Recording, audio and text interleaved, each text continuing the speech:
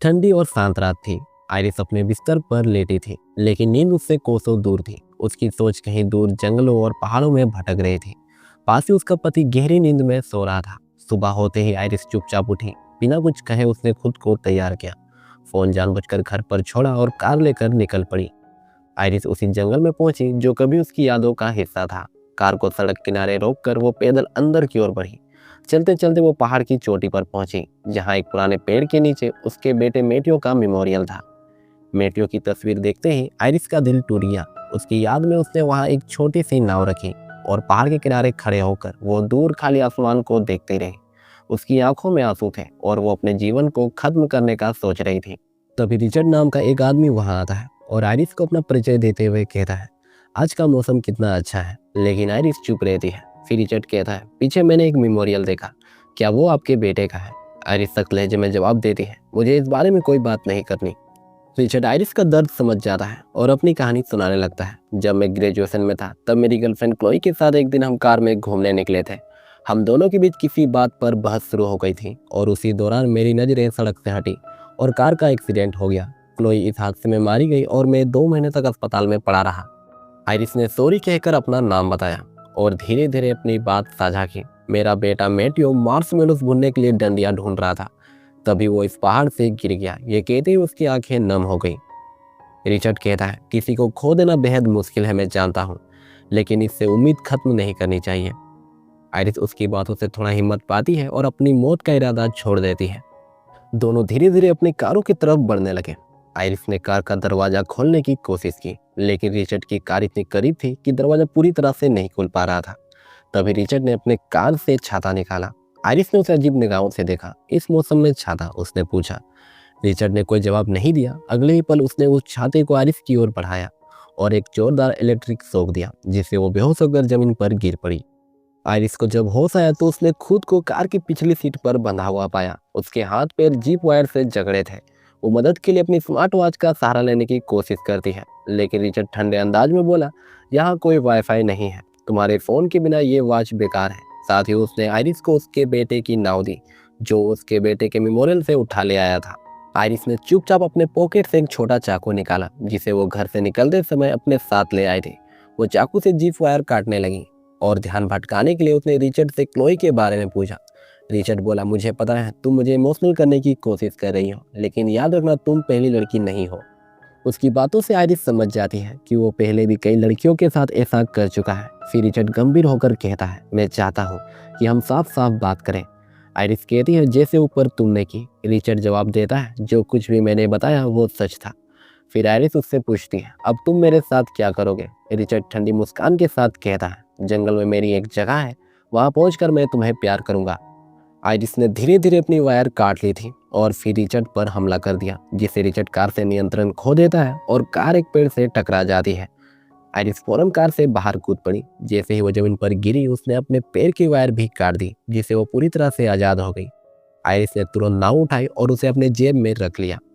Richard भी car से बाहर निकल चुका था। दोनों अब आमने सामने खड़े थे। रिचर्ड कहता है, मैंने तुम्हें खास दवाई दी है, जिससे तुम्हारी बॉडी अब 20 मिनट में काम करना बंद कर देगी।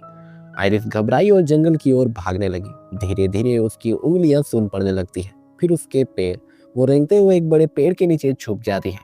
रिचर्ड उसे ढूंढता हुआ पास आ रहा था। आइरिस ने खुद को बिल्कुल शांत रखने की कोशिश की, लेकिन तभी कुछ चींटियां उसके चेहरे पर चढ़ने लगी। वो दर्द और डर से कांप रही थी, लेकिन हिल भी नहीं रही थी। अचानक एक चींटी उसकी नाक के अंदर घुस गई। दर्द और घबराहट से आइरिस के मुंह से एक तेज चीख निकल गई। रिचर्ड उसे पकड़ने की कोशिश करता है, लेकिन आइरिस रेंगते हुए खुद को पानी के तेज बहाव में कुदाकर बचा लेती है। पानी में बहते हुए वो किसी तरह किनारे पर पहुंचती है और धीरे धीरे किनारे से थोड़ा ऊपर चढ़ती है। वहां एक बूढ़ा आदमी विलियम, जो घास की कटाई कर रहा था, उसने आइरिस को देखा। उसकी हालत देखकर विलियम ने सवाल किया और आइरिस ने सिर्फ अपनी आंखें झपका कर जवाब दिया। विलियम समझ गया कि उसके साथ कुछ बहुत बुरा हुआ है। वो आइरिस को अपने ट्रॉली में बिठाकर अपने घर ले आता है।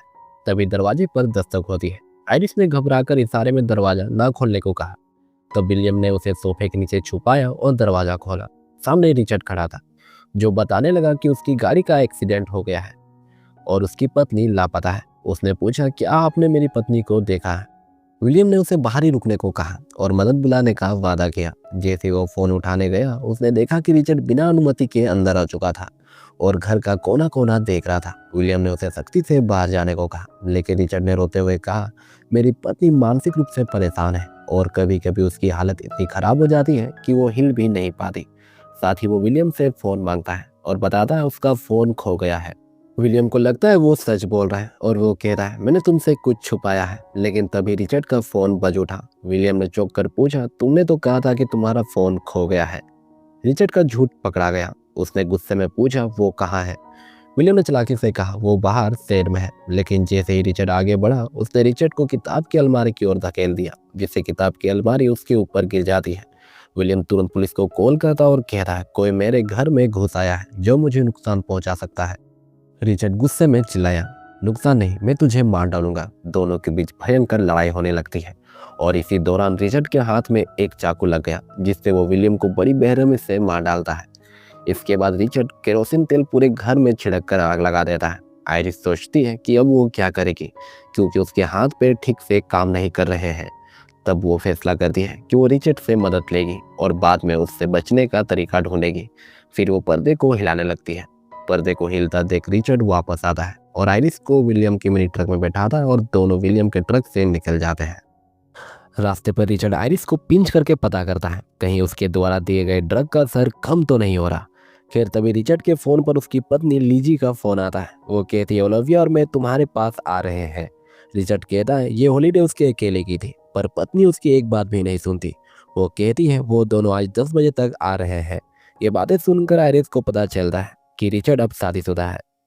खैर रिचर्ड गाड़ी को पेट्रोल पंप पर रोकता है और शॉप के अंदर पेट्रोल के पैसे देने चला जाता है, क्योंकि पंप पर लिखा था कि कार्ड रीडर खराब है। इसी दौरान एक बच्चा आयरिस की गाड़ी के सामने आकर रुकता है और आयरिस को घूरने लगता है। तभी उसकी मां आकर उसे ले जाती है, लेकिन जाते जाते वो महिला भी आयरिस को बड़ी हैरानी से देखी जा रही होती है। कुछ ही देर में रिचर्ड वापस आता है, गाड़ी में पेट्रोल डालता है और वहां से निकल पड़ता है। वो गाड़ी को उस जगह पर ले जाता है जहां उसकी कार का एक्सीडेंट हुआ था। रिचर्ड मिनी ट्रक से टोइंग हुक निकालता है और अपने कार में हुक लगाने लगता है। तभी एक पुलिस ऑफिसर वहां आ जाता है और मिनी ट्रक को देखने लगता है। रिचर्ड आवाज सुनकर कार के नीचे से बाहर आता है। ऑफिसर रिचर्ड से कह रहा है, इस मिनी ट्रक के लिए किसी ने कॉल किया था, शायद किसी को मदद चाहिए। रिचर्ड कहता है, शायद आपको कोई गलत फहमी हुई है। ऑफिसर कहता है नहीं, और फिर कहता है, चलो मैं आपकी पैसेंजर से पूछता हूँ। रिचर्ड कहता है वो मेरी पत्नी है और उसने दारू पी रखी है। ऑफिसर रिचर्ड की कार को देखता है और कहता है यहाँ हुआ गया था। रिचर्ड उससे बताता है सुबह सुबह उसकी पत्नी ने ड्रिंक किया और ड्राइव के लिए निकल गई। थोड़ी देर बाद उसका फोन आया कि मेरी गाड़ी का एक्सीडेंट हो गया। फिर मैं अपने फ्रेंड का ट्रक लेकर यहाँ पहुंचा। तब पुलिस ऑफिसर उससे कह रहा है, हमें जो कॉल आई थी उसके हिसाब से आप और आपकी पत्नी पेट्रोल पंप पर थे। यह सुनकर रिचर्ड फिर से कोई झूठी बातें बनाने लगता है, पर अब ऑफिसर को शक होने लगा था कि यहाँ कुछ तो गड़बड़ है। ऑफिसर आयरिस के पास जाता है। आयरिस उसे सामने रखे कपड़े की ओर इशारा करती है। ऑफिसर जैसे ही कपड़ा हटाता है उसे इंजेक्शन और जीप वायर दिखाई देती है और तब ऑफिसर गन निकालने जाता है, पर तभी रिचर्ड टोइंग हुक से उसका सर फोड़ देता है, जिससे ऑफिसर वहीं मारा जाता है। फिर रिचर्ड ने ऑफिसर की बॉडी को उसकी गाड़ी में डाला और गाड़ी में आग लगा दी। इसके बाद वो अपनी मंजिल की ओर बढ़ने लगा। ड्रग्स का असर कम होने से आयरिस अब थोड़ा बोलने लगी थी। उसने रिचर्ड से कहा कि अस्पताल में 2 महीने बिताने की वजह से तुम्हारा दिमाग खराब हो गया है और तुम ऐसा बन गए। रिचर्ड ने कहा नहीं, बल्कि मुझे होश आ गया। पूरी जिंदगी जैसे मैं गुमसुम सा जी रहा था, लेकिन एक्सीडेंट के बाद जब मैंने क्लोई को उसकी आखिरी सांस लेते देखा, तब जाकर मैंने खुद को पाया। उन दिनों जब मैं अस्पताल के बिस्तर पर था, बार बार वही पल जीता रहा। मैं सोचता रहा क्या मैंने वाकई भगवान को महसूस किया, और फिर समझ आया भगवान में ही था, और इस एहसास के लिए मैंने उसे थैंक यू कहा। आयरिस को अब समझ में आ गया था कि रिचर्ड वही पल बार बार जीने के लिए लड़कियों को अपना शिकार बनाता है, लेकिन इससे पहले वो लड़कियों के साथ कुछ समय बिताता है। आयरिस रिचर्ड को इमोशनली रूप से समझाने की कोशिश करती है कि वो ये सब छोड़ दे और अपनी फैमिली के साथ रहे, वरना पुलिस आज नहीं तो कल उसे पकड़ लेगी, जिसके बाद वो अपनी बेटी से कभी नहीं मिल पाएगा। वो उसे यकीन दिलाती है कि वो किसी से कुछ नहीं कहेगी, उसे छोड़ दे। लेकिन रिचर्ड उसकी बातों से पिघलने के बजाय और गुस्सा हो जाता है। परेशान होकर वो उसे केबिन के बजाय झील पर ले जाता है, जहाँ वो जल्द से जल्द उसे खत्म करना चाहता है। रिचर्ड आयरिस के दोनों हाथ तार से बांध देता है और उसे नाव पर बैठा देता है। खुद भी नाव में बैठ जाता है और नाव को झील के बीचों बीच ले जाता है, ताकि वो वहां से आयरिस को झील में फेंक सके। आइरिस देखती है कि रिचर्ड ने अपने पीठ के पीछे चाकू और बंदूक छुपा रखा है। तभी आइरिस के दिमाग में एक योजना आती है। वो भावुक होकर कहती है, प्लीज मेरे जेब से मेरे बेटे मेटियो की नाव निकाल दो। जैसे ही रिचर्ड नाव निकालने के लिए आइरिस के करीब आता है, आइरिस तेजी से चाकू लेती है और उसे गले पर मार देती है। इस पल हमें समझ आता है आइरिस के शरीर पर ड्रग का असर अब कम हो चुका है। घायल रिचर्ड तुरंत अपनी बंदूक निकालकर गोली चलाने की कोशिश करता है, लेकिन आइरिस नाव को जोर जोर से हिलाने लगती है और झटकों की वजह से रिचर्ड की बंदूक छूटकर नाव पर गिर जाती है और खुद रिचर्ड झील में। आइरिस तुरंत बंदूक उठाती है और देखती है रिचर्ड नाव पर चढ़ने की कोशिश कर रहा है। आइरिस उस पर ताबड़तोड़ गोलियां चला देती है, जिससे 2 गोलियां रिचर्ड को लगती है और वो दोबारा पानी में गिर जाता है। अब नाव के अंदर भी पानी आने लगा था, क्योंकि कुछ गोली नाव में लगी थी। नाव के साथ आइरिस भी डूबने लगती है और थोड़ी ही देर में झील पूरी शांत हो जाती है। कुछ देर बाद हम आइरिस को झील से बाहर निकलते देखते हैं। किनारे पहुंचकर वो देखती है रिचर्ड भी किसी तरह दूसरे किनारे तक पहुंच गया था, लेकिन रिचर्ड बुरी तरह घायल था और उसकी हालत नाजुक थी। आइरिस धीरे धीरे उसके पास जाती है, उसे देखती है और धीमी आवाज में थैंक यू कहती है। ये कहकर वो वहां से चली जाती है और इसी के साथ कहानी की एंड होती है।